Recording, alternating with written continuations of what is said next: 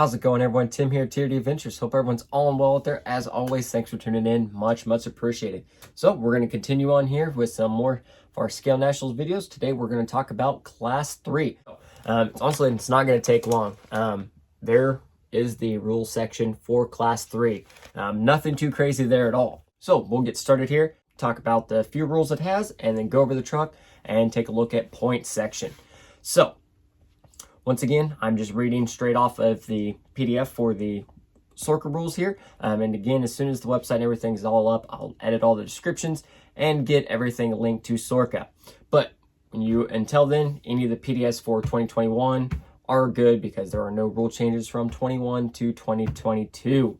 So when you do start looking at these rules and everything, again, at the very top is a description of Sorka and a general vehicle detail section. Again, go through, give that a thorough read through because that will apply through any of the classes you're building, and then also going down into the tires, talking about what modifications are allowed and tire band lists and stuff like that. Jumping on down here, Class 3, again, bumping that up in overall performance abilities, and the rule set gets smaller and smaller. We have more freedom to build and customize and cut. So first up, AKA Modified, an off-road vehicle that you would build from the ground up and might see in a TTC or King of Hammers style competition. So definitely knowing if you know anything about those style events, they're monsters. They can conquer just about anything you put in their path. So that's what you can, go after here as far as Class 3. So unlike in Class 1 and 2, where in those you have to run a rail chassis, you're not restricted to a rail chassis in Class 3. You can run a tube chassis.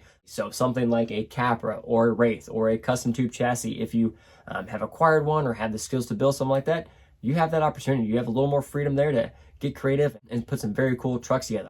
I've seen some very gnarly cage Class 3 vehicles. And with Class 3, you gain a few more tricks, such as four-wheel steer and dig. Now, both those features are very powerful in their own elements. Each one kind of has, dig has its own benefits, and four-wheel steer obviously has its own benefits. So kind of like that, what do you prefer, stuff like that. So mine, I did change. We are four-wheel steer here on Class 3. I did ditch the dig. And just one of those during a course. You can't use both four-wheel steer and dig in the same course. You can only use one or the other. So if you're running a course and you use four-wheel steer, you have to use four-wheel steer that course. You can't switch and start using dig. So be mindful of that. So move on down here into the detail section. Gates for Class 3 will be a minimum of 16 inches wide. So obviously gain a little bit of width there. You'll start seeing AR60s a lot in Class 3. Capra axles are a very popular Class 3 axle as well. And some good old-fashioned AR44s always are there to put in work as well. First up here, minimum height. Tire height can be no more than ½ inch taller than cab height. Height is measured from the bottom of the skid to the top of the bodywork tube, not including the light bar. So from the bottom of your skid here to the top of your body, not including light bar, stuff like that. Example, 5.5 inch tall tire equals 5 inches from the bottom of the skid to the top of the roof. So right there, simple. If your tire's 5.5, your body from skid top has to be 5. And so if you're running a smaller than the max tire size, that can get pretty short there. Not a set measurement like in Class 2 where it was 4.5 inches. This is based off your tire size. Next part here, width. Rock sliders, mirrors, etc. do not count in these measurements. There is no maximum width, but gates will be a minimum of 16 inches wide. The body must be at least 5 inches wide from the front to the rear of the door. So right there in your door section where generally your cab bodies are the biggest, has to be 5 inches wide, not counting sliders and other things that stick out the side. Next part here, length. Body/chassis must be at least as long as the wheelbase of the vehicle. So again, a little different from Class 2 there, where Class 2, you had X amount of inches over your wheelbase. Class 3, as long as your body and chassis are at least as long as your wheelbase, you're good to go. If we really wanted to stay within spec, we could shorten everything up, body, chassis, everything right in under that spec and be good. So you can have your tires sticking out in front, you can have your tires sticking out the rear. As long as the end of that chassis and body equal to your wheelbase, you're good there. Last part here, tires. 146 millimeters, 5.75 inches. Max tire size with a 2.2 max rim, including spare. And a true 2.2 wheel, not a split diameter or anything like that.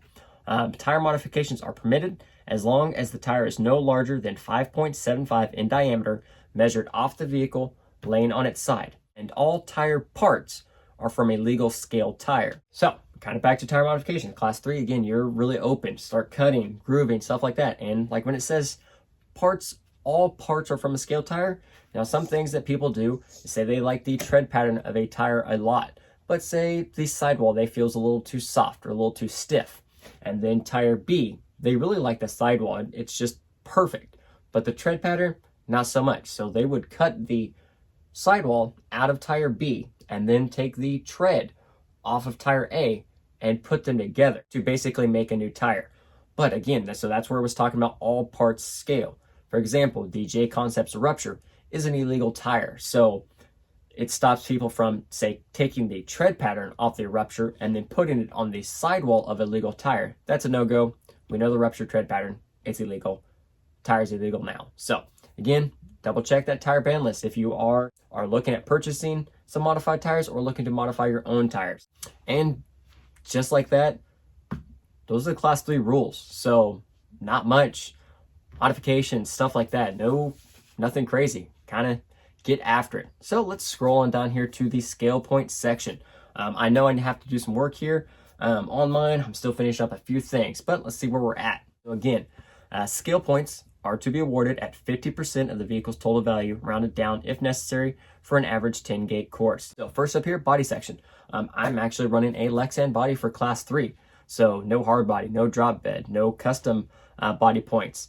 Inner fenders, I will do inner fenders later. I still haven't finished making my new ones here, so we're gonna have to skip that for now. Next up, bed. No tube bed, no headache rack, no roll bar. Nothing here for the tubers, truggies, and roll cages.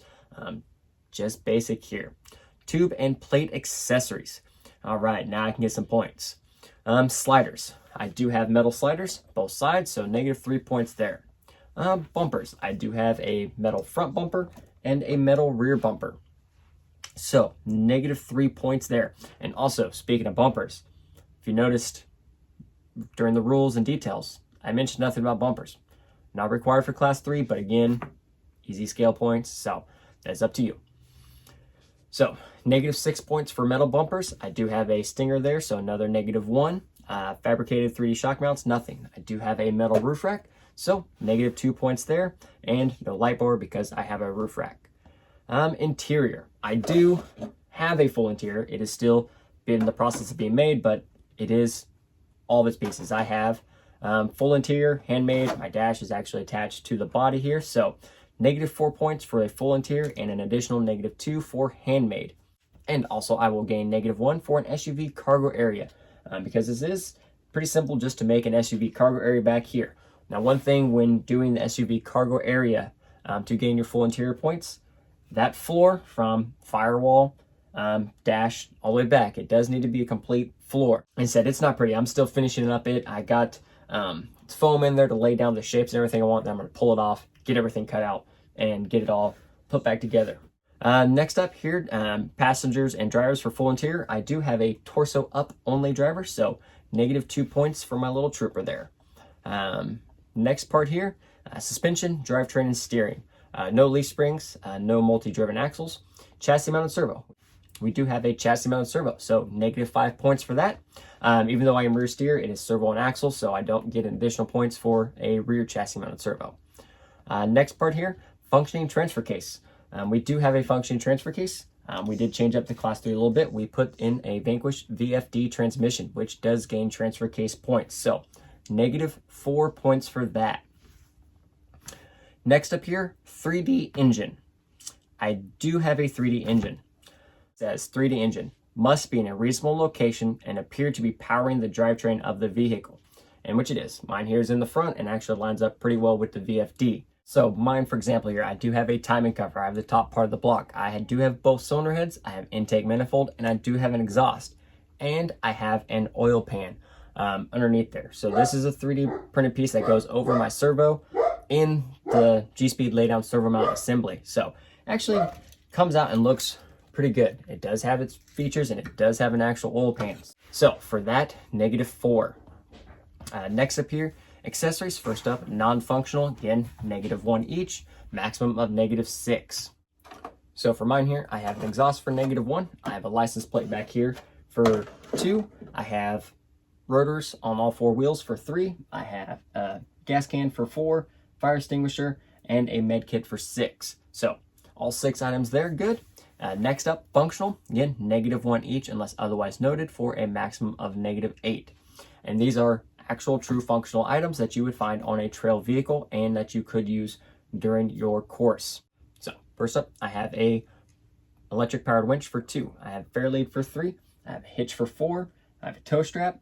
I have a snatch block. I have D-rings, and I have a bungee. So all 8 there. And spare tire, I do not have a spare tire on this vehicle. So all those added up puts the truck at -48 points. So almost there. So when I finish up the inner fenders here for both front and rear, that'll get me 2 points, 1 for each pair, and that will put me at 50. Not a whole lot of wiggle room with the Lexan body, but I did hit 50 points.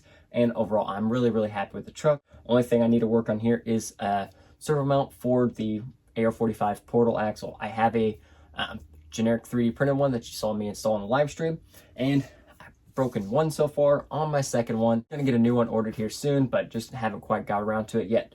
So class 3, as far as rules and stuff like that, it does seem pretty bare bones, but don't let that fool you. But class 3 can take a lot to build because your gates are going to be wider, your courses are going to be harder, so a lot more to take into consideration to make sure your vehicle is truly capable as far as its limits and stuff like that. So in the meantime, hope you enjoyed the video. If you did, hit that like button, subscribe to the channel down below, and as always, everyone, have a great one and crawl on.